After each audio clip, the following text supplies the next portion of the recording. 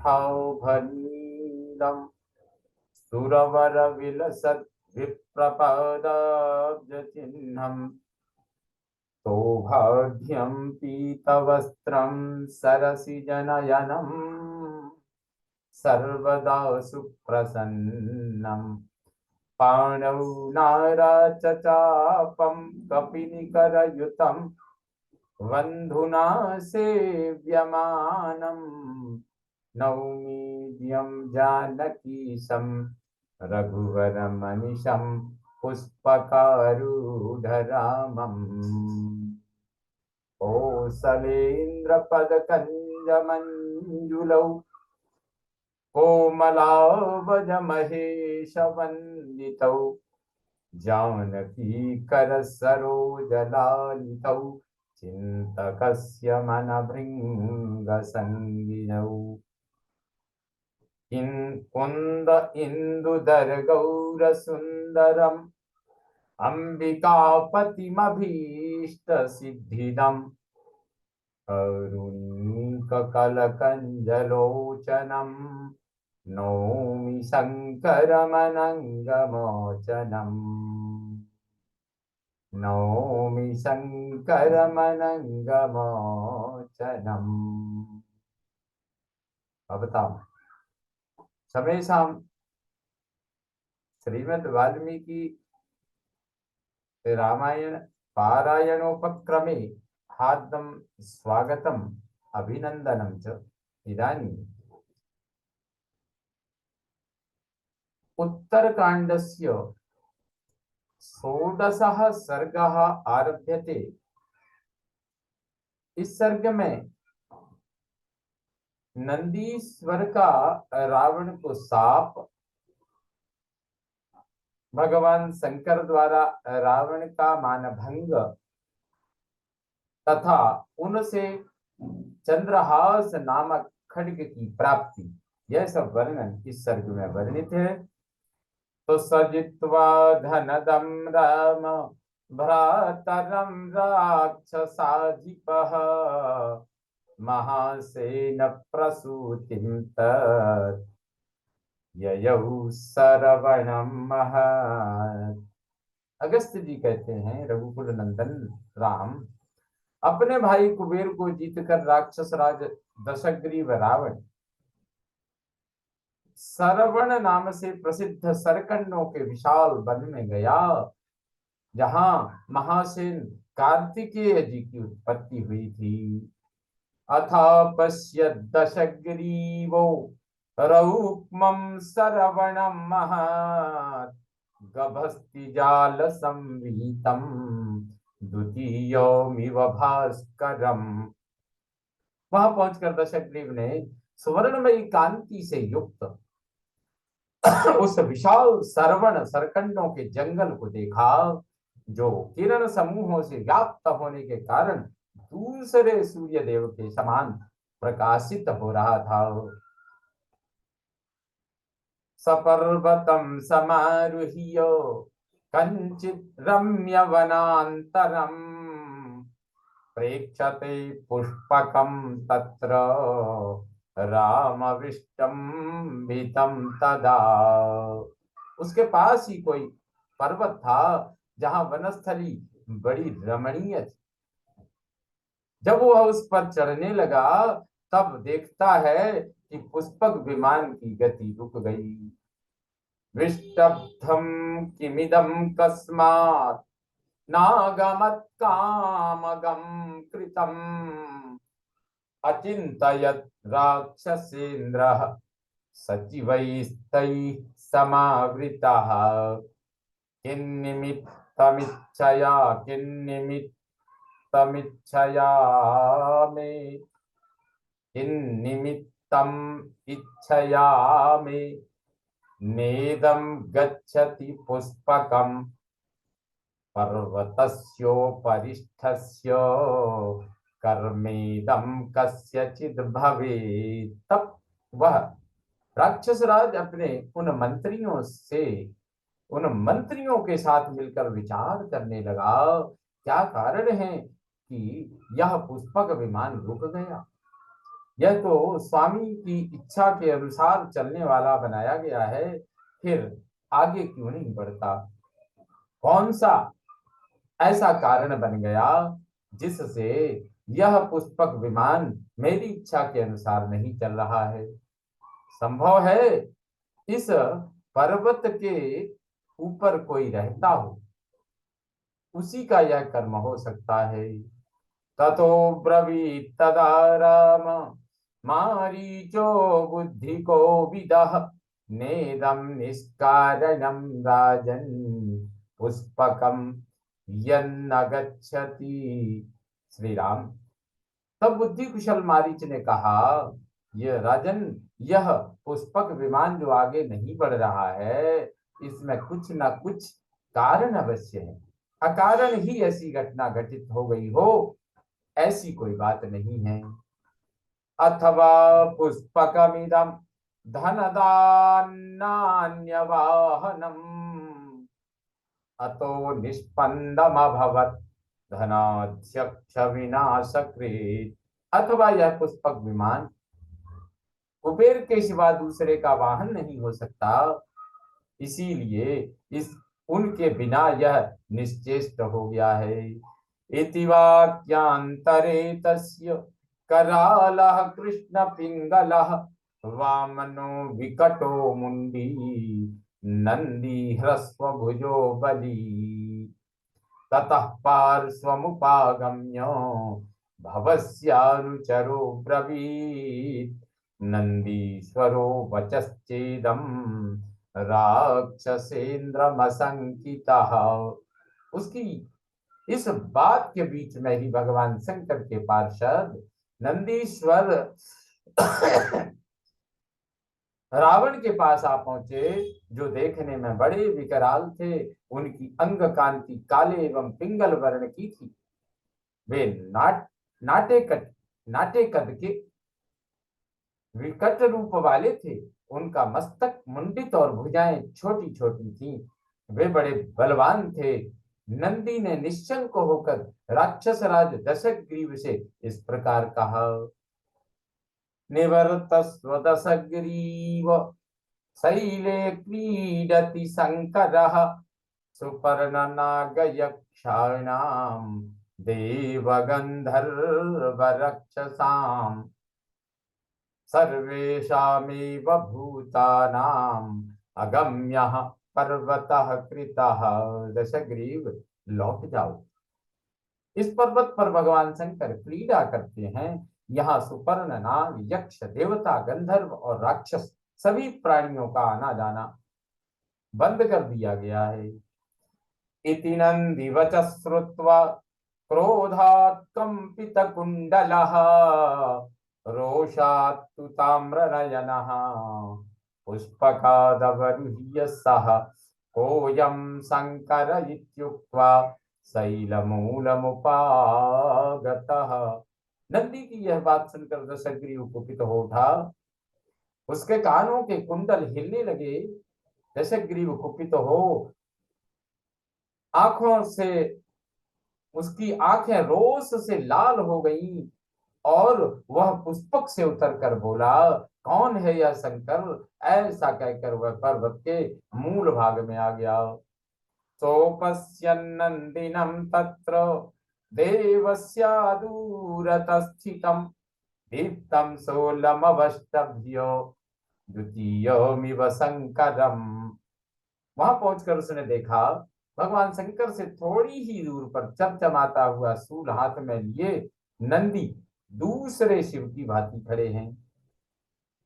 तम दृष्ट्वा वानरमुखम अवज्ञाय स राक्षसः तम तम दृष्ट्वा वानरमुखम अवज्ञाय स राक्षसः प्रहासमुचे तत्र सतोय इवतो यदः। उनका मुंह वानर के समान था। उन्हें देखकर वह निशाचर उनका तिरस्कार करता हुआ सजल जलधर के समान गंभीर स्वर में ठहाका मारकर हंसने लगा। तम क्रुद्धो भगवान नंदी शंकरस्यापरातनुः अब्रवीत् तत्र तद्रक्षो दशाननमुपस्थितम।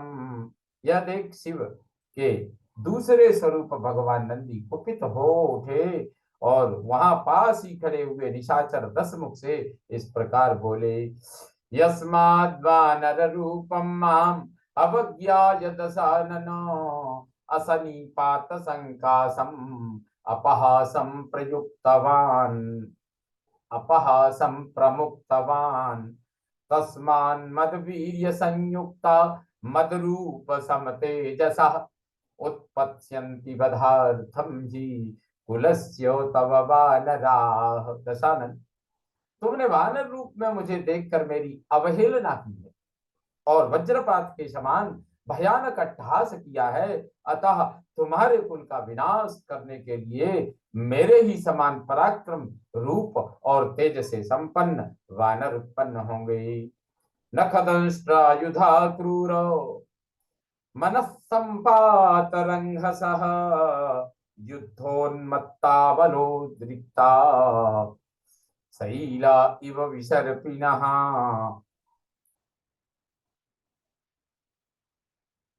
क्रूर निशाचर नख और दांत ही उन वानरों के अस्त्र होंगे तथा मन के समान उनका वेग होगा। वे युद्ध के लिए उन्मत्त रहने वाले और अतिशय बलशाली होंगे तथा चलते फिरते पर्वत के समान जान पड़ेंगे। ते तव प्रबलम दर्पम उत्सेधम च पृथक विधम व्यपनेष्यन्ति संभूय सहामात्य सुतस्य च। वे एकत्र होकर मंत्री और पुत्रों सहित तुम्हारे प्रबल अभिमान को और विशाल काय होने के गर्व को चूर चूर कर देंगे। किंतु मया सख्यम हन्तुम त्वां हे निशाचर न हन्तव्यो न हन्तव्यो हतस्त्वं हि पूर्वमेव स्वकर्मभिः। और निशाचर, मैं तुम्हें अभी मार डालने की शक्ति रखता हूं, तथापि तुम्हें मारना नहीं है, क्योंकि अपने कुत्सित कर्मों द्वारा तुम पहले ही मारे जा चुके हो, अतः मरे हुए को मारने से क्या लाभ। इत्युदीरितवाक्येतु देवे तस्मिन् महात्मनि देवदुन्दुभयो नीदुः पुष्पवृष्टिश्चखाच्युता। महामना भगवान नंदी के इतना कहते ही देवताओं की दुंदुभियां बज उठी और आकाश से फूलों की वर्षा होने लगी। अचिंतयित्वा सतदा नंदिवाक्यं महाबलः पर्वतं तु समासाद्य वाक्यमाह दशाननः। परंतु महाबली दशानन ने उस समय नंदी के उन वचनों की कोई परवाह नहीं की और उस पर्वत के निकट जाकर कहा, पुष्पकस्य गतिश्छिन्ना यत्कृते मम गच्छतः तमिमं शैलमुन्मूलं करोमि तव गोपते। पशुपते, जिसके कारण यात्रा करते समय मेरे पुष्पक विमान की गति रुक गई, तुम्हारे उस पर्वत को जो यह मेरे सामने खड़ा है मैं जड़ से उखाड़ फेंकता हूँ। केन प्रभावेन भवो नित्यं क्रीडति राजवत् विज्ञातव्यं न जानीते भयस्थानम उपस्थितम। किस प्रभाव से शंकर प्रतिदिन यहाँ राजा की भांति क्रीड़ा करते हैं, इन्हें इस जानने योग्य बात का भी पता नहीं है कि इनके समक्ष भय का स्थान उपस्थित है। एवं उक्त्वा ततो राम भुजान् विक्षिप्य पर्वते तोलयामास तं शीघ्रं सशैलः समकंपत। श्री राम ऐसा कहकर दशग्रीव ने पर्वत के निचले भाग में अपनी भुजाएं लगाई और उसे शीघ्र उठा लेने का प्रयत्न किया। वह पर्वत जब यह प्रयत्न उसने किया तो पर्वत हिलने लगा। चालनात् पर्वतस्यैव गणादेवस्य कंपिताः चचाल पार्वती चापी तदा श्लिष्टा महेश्वरम। पर्वत के हिलने से भगवान शंकर के सारे गण कांप उठे, पार्वती देवी भी विचलित हो उठी और भगवान शंकर से लिपट गई। ततो राम महादेव देवानां प्रवरो हरः पादांगुष्ठेन पादांगुष्ठेन तं शैलं पीडयामास लीलया। श्री राम। जब देवताओं में श्रेष्ठ पापहारी महादेव ने उस पर्वत को अपने पैर के अंगूठे से खिलवाड़ में ही दबा दिया, तो पीडितास्तु ततस्तस्य शैलस्तंभोपमा भुजा विस्मिताश्चाभवंस्तत्र सचिवास्तस्य रक्षसः। फिर तो दशग्रीव की वे भुजाएं जो पर्वत के खंभों के समान जान पड़ती थी, उस पहाड़ के नीचे दब गईं। यह देख वहां खड़े हुए उस राक्षस के मंत्री बड़े आश्चर्य में पड़ गए। रक्षसा तेन रोषाच्च भुजानां पीडनात् तथा मुक्तो विरावः सहसा त्रैलोक्यं येन कंपितम्। उन राक्षस ने रोष तथा अपनी बाहों की पीड़ा के कारण सहसा बड़े जोर से विराव, रोदन अथवा आर्तनाद किया। रोदन अथवा आर्तनाद किया, जिससे तीनों लोगों के प्राणी कांप उठे। मेनिरे वज्र निष्पेशम तस्यामात्यायुगक्षये तदा वर्त्मसु चलिता देवा इंद्र पुरोगमा। उसके मंत्रियों ने समझा अब प्रलय काल आ गया और विनाशकारी वज्रपात होने लगा। उस समय इंद्र आदि देवता मार्ग में विचलित हो उठे। समुद्राश्चापि संक्षुब्धाश्चलिताश्चापि पर्वता यक्षा विद्याधरा सिद्धा इमे तदिति चाब्रुवन्।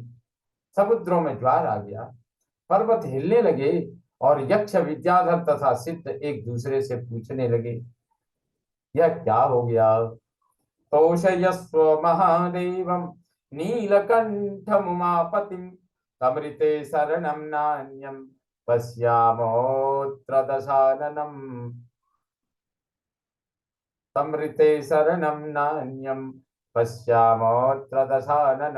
तदनंतर दशग्रीव के मंत्रियों ने उससे कहा महाराज दशानन, अब आप नीलकंठ उमावल्लभ महादेव जी को संतुष्ट कीजिए। उनके सिवा दूसरे किसी को हम ऐसा नहीं देखते जो यहाँ आपको शरण दे सके। स्तुति विप्रणतो भूत्वा तमेव शरणं व्रज कृपालु शंकरस्तुष्ट प्रसादम ते विधास्यति।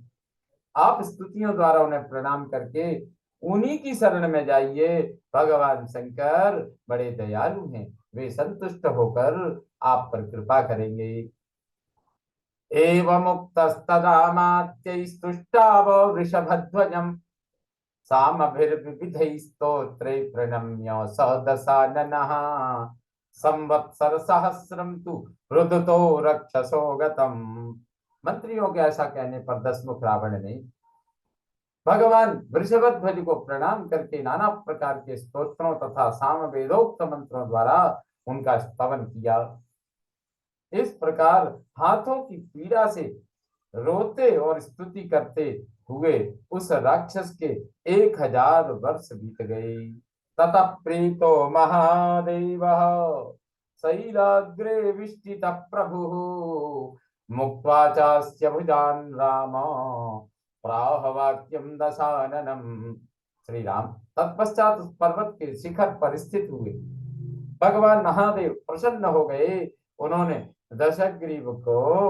दशग्रीव की भुजाओं को उस संकट से मुक्त करके उससे कहा प्रीतोस्मि तव वीरस्य क्षौतीर्याच्च दशानन शैलाक्रांतेन यो मुक्तस्त्वया रावस्सु दारुणः यस्माल्लोकत्रयं चैतत् रावितं भयमागतम् तस्मात् त्वं रावणो नाम्ना राजन् भविष्यसि। दशानन, तुम वीर हो, तुम्हारे पराक्रम से मैं प्रसन्न हूं। तुमने तुमने पर्वत से दब जाने के कारण जो अत्यंत भयानक राव आर्तनाद किया था, उससे भयभीत होकर तीनों लोकों के प्राणी रो उठे थे। इसलिए राक्षस राज, अब तुम रावण के नाम से प्रसिद्ध होगे। देवता मानुषा वक्षा, देवता मानुषा यक्षा, ये चान्ये जगति तले, एवं त्वामभिधास्यन्ति रावणम लोक रावणम। देवता मनुष्य यक्ष तथा दूसरे जो लोग भूतल पर निवास करते हैं, वे सब इस प्रकार समस्त लोगों को रुलाने वाले तुझ दशग्रीव को रावण कहेंगे। गच्छ पौलस्त्य विश्रब्धम पथायेन त्वमिच्छसि, मया चैवाभ्यनुज्ञातो राक्षसाधिपगम्यताम्। पुलस्त्य नंदन, अब तुम जिस मार्ग से जाना चाहो बेखटक जा सकते हो।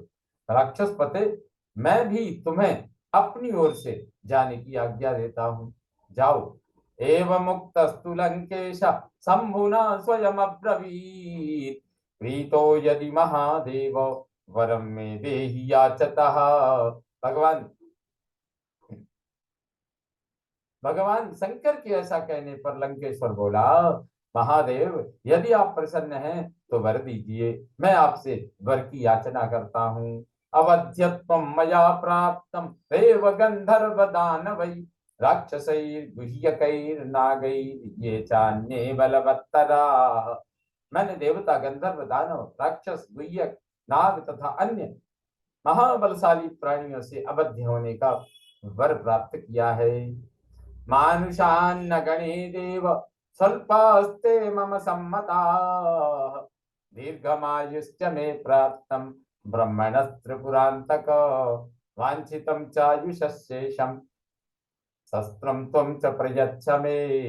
देव मनुष्यों को तो मैं कुछ गिनता ही नहीं, मेरी मान्यता के अनुसार उनकी शक्ति बहुत थोड़ी है। त्रिपुरांतक, मुझे ब्रह्मा जी के द्वारा दीर्घ आयु भी प्राप्त हुई है। ब्रह्मा जी की दी हुई आयु का जितना अंश बच गया है वह भी पूरा पूरा का पूरा प्राप्त हो जाए, उसमें किसी कारण से कमी ना हो, ऐसी मेरी इच्छा है।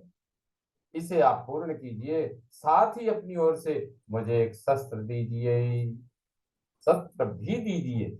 एवमुक्तस्ततस्तेन रावणेन सशंकरः, ददौ खड्गं महादीप्तं चंद्रहासमिति श्रुतम्, आयुषश्चावशेषञ्च ददौ भूपतिस्तदा। रावण के ऐसा कहने पर भूतनाथ भगवान शंकर ने उसे एक अत्यंत दीप्तिमान चंद्रहास नामक खड्ग दिया और उसकी आयु का जो अंश बीत गया था उसको भी पूर्ण कर दिया। दत्वोवाच ततः शंभुर् नाविज्ञेयमिदं त्वया, अवज्ञातं यदि हि ते मामे वैश्यत्य संशयः। उस खड्ग को देखकर उस खड्ग को देखकर भगवान शिव ने कहा, तुम्हें कभी इसका तिरस्कार नहीं करना चाहिए। यदि तुम्हारे द्वारा कभी इसका तिरस्कार हुआ तो यह फिर मेरे ही पास लौट आएगा, इसमें संशय नहीं है। एवं महेश्वरेणैव कृतनामा स रावणः, अभिवाद्य महादेवम आरुरोहाथ पुष्पकम। इस प्रकार भगवान शंकर से नूतन नाम पाकर रावण ने उन्हें प्रणाम किया। तत्पश्चात वह पुष्पक विमान पर आरूढ़ हुआ। ततो मयीतलं राम परियक्रामत रावणः, क्षत्रियान् सुमहावीर्यान् बाधमानस्ततस्ततः। श्री राम इसके बाद रावण समूची पृथ्वी पर दिग्विजय के लिए भ्रमण करने लगा। उसने इधर उधर जाकर बहुत से महापराक्रमी क्षत्रियों को पीड़ा पहुंचाई। के चित्तेजस्विनः शूरा क्षत्रिया युद्ध दुर्मदा, तच्छासनम कुर्वन्तो विनेशु सपरिच्छदाः। कितने ही तेजस्वी क्षत्रिय जो बड़े ही सूरवीर और रणोन्मत्त थे, रावण की आज्ञा न मानने के कारण सेना और परिवार सहित नष्ट हो गए। अपरे दुर्जयम रक्षो जानन्त प्राज्ञ सम्मता, जितास्मैत्यभाषन्त राक्षसं बलदर्पितम। दूसरे क्षत्रियों ने जो बुद्धिमान माने जाते थे और उस राक्षस को अजेय समझते थे, उस बलाभिमानी निशाचर के सामने अपनी पराजय स्वीकार कर ली। इत्यार्षे श्रीमद् रामायणे वाल्मीकिये इत्यार्षे श्रीमद् रामायणे वाल्मीकिये आदि काव्ये उत्तरकांडे षोडश सर्ग संपूर्णतां याति। ओम पूर्णमदः पूर्णमिदं पूर्णात् पूर्णमुदच्यते पूर्णस्य पूर्णमादाय पूर्णमेवावशिष्यते। ओम शांति शांति शांति। सर्वे भवन्तु सुखिनः सर्वे सन्तु निरामयाः सर्वे भद्राणि पश्यन्तु मा कश्चित् दुःखभाग् भवेत्। ओम शांति शांति शांति। श्रीरामचन्द्रो विजयते तदाम्।